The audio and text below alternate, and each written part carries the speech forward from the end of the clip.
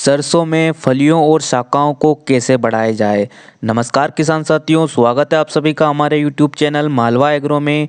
किसान साथियों, आपको मैं दो ऐसे स्प्रे के बारे में बताऊंगा जिसका उपयोग करके आप अपनी सरसों के उत्पादन में 15 से 20% का इजाफा कर सकते हैं। इस बात की गारंटी मैं आपको देता हूं।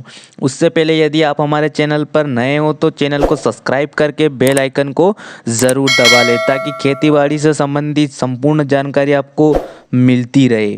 किसान भाइयों, हम स्प्रे के बारे में बात करें उससे पहले कुछ छोटी छोटी गलतियों के बारे में बात कर लेते हैं जिनका हमारे उत्पादन पर असर पड़ता है। अभी लगभग सभी किसान भाइयों की सरसों में फूल बन रहा है।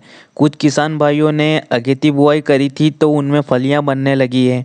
किसान भाइयों, सरसों की फसल के लिए यह एक महत्वपूर्ण समय माना जाता है। इस समय हमें हमारी फसल का विशेष रूप से ध्यान रखना चाहिए।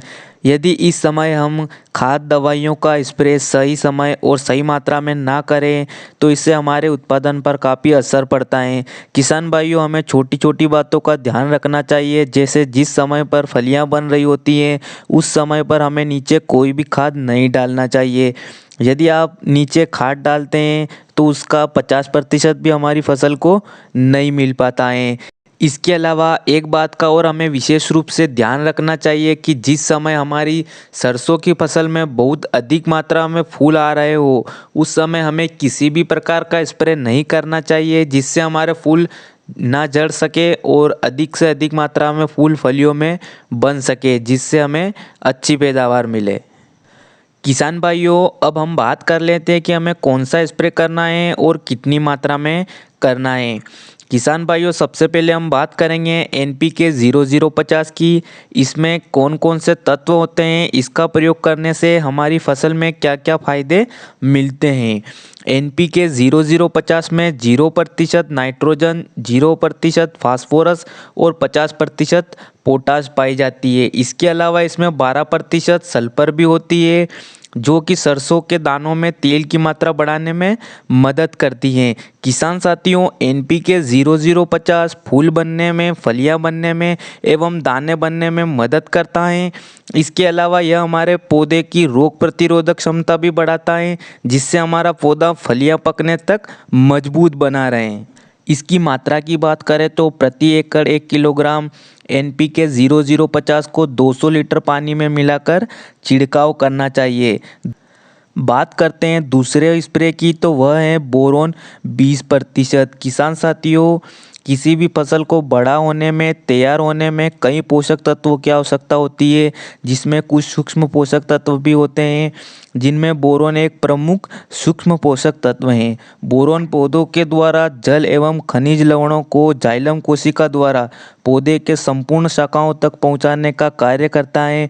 आसान भाषा में कहा जाए तो जो भी खाद पोषक तत्व आप अपनी फसल में प्रयोग करते हैं उसको तेजी से पौधे के सभी अंगों में पहुंचाने का कार्य बोरोन का होता है। इसलिए हमें अपनी फसल में बोरोन अवश्य रूप से देना चाहिए।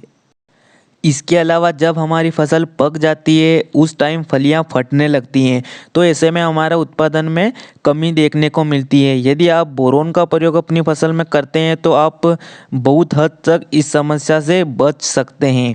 किसान साथियों, आपको अब समझ आ गया होगा कि बोरोन हमारी फसल के लिए कितना महत्वपूर्ण है। अब हम बात कर लेते हैं कि हमें इसे कब और कितनी मात्रा में डालना चाहिए। किसान भाइयों, जब आपकी फसल में 15 से 20% फूल बन जाए या फिर फलियां बन रही होती हैं तब आपको इसका स्प्रे करना है। किसान साथियों, बोरोन 20% को 200 से 250 ग्राम प्रति एकड़ के हिसाब से 200 लीटर पानी में मिलाकर छिड़काव करना है। बोरोन 20% पाउडर के रूप में आता है।